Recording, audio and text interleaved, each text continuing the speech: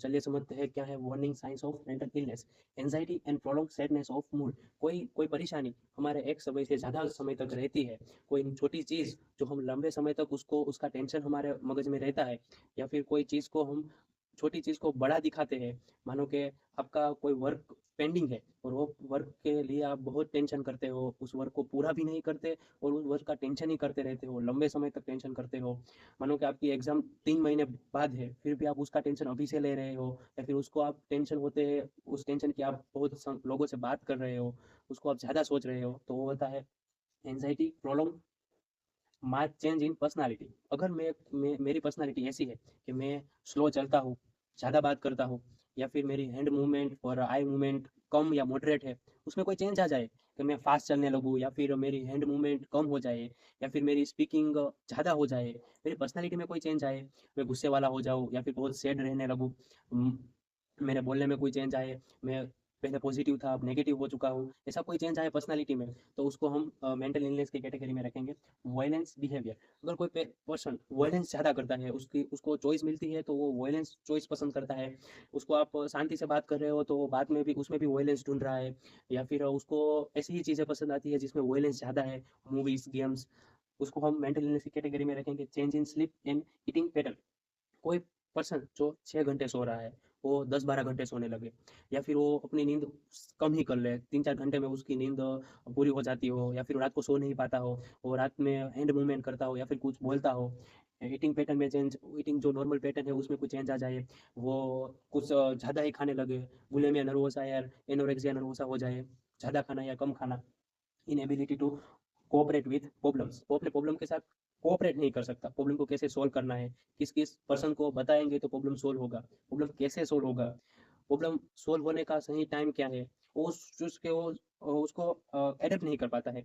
मानो कि उसकी एग्जाम है तो एग्जाम आएगी तो वो 2-3 महीने पहले पढ़ के सोल्व कर लेगा या फिर पास हो जाएगा, वो ये समझ नहीं पाता है, वो बहुत समय तक एग्जाम का टेंशन लेता है। मानो कि उसको कोई ऑफिस वर्क पेंडिंग है, या फिर उसका कोई एग्जाम देने वाला हो, बड़ी एग्जाम गवर्नमेंट एग्जाम देने वाला हो, या फिर उसका घर में कोई प्रॉब्लम हो, या फिर उसको कोई प्रॉपर्टी के रिलेटेड कोई प्रॉब्लम हो, पर वो सोल्व नहीं कर पाता है, कब सोल्व होगा वो समझ नहीं पाता है, उसकी एंजाइटी उसको चलती रहती है। Irritation and fear. इरिटेशन और फियर क्या होता है कि कोई कोई चीज़ की हमें डर है कि अगर मैं फेल हो जाऊंगा तो क्या होगा, और वो फेल होने का टेंशन हमें चलता ही रहता है, चलता ही रहता है। फिर कोई हमें एग्जाम की बात भी करेगा तो हमें इरिटेशन होने लगेगा, कोई पढ़ने की बात भी करेगा तो भी इरिटेशन होने लगेगा। समझिए कि आपको छोटी सी प्रॉब्लम है, हीट स्ट्रोक आपको हो गया है एक बार और उसकी वजह से आप अनकॉन्शियस हो गए, तो अब आपको 2-3 साल बाद भी कोई समर आने वाला होगा, तो आपको विंटर में ही समर की टेंशन होने लगेगी कि समर आएगा, समर आएगा। या फिर आपको कोई हीट वाली जगह पे जाना होगा, या फिर आपको दोपहर में बाहर निकलना होगा तो भी आपको टेंशन होगा, कोई बाहर निकलने की बात भी करेगा फिर भी आपको टेंशन होगा। तो ये होता है irrational fear. Thinking about thinking and talking about suicide. Suicide के बारे में सोचना या फिर बात भी करना, अगर कोई पर्सन सुसाइड के बारे में बात भी कर रहा है तो उसको हम मेंटल इलनेस की कैटेगरी में रखेंगे।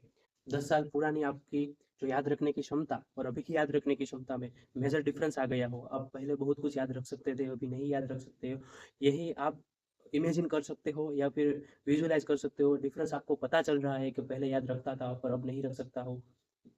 एक्टिविटी आपकी डिक्रीज हो गई हो, पहले आप ज़्यादा एक्टिविटी करते थे, अब एक्टिविटी आपकी डिक्रीज हो गई हो, आप बैठे रहते हो, आपको पता है ये काम पूरा करना है, फिर भी वो काम पूरा नहीं कर पाते हो। Short attention and डिस्ट्रैक्टिबिलिटी।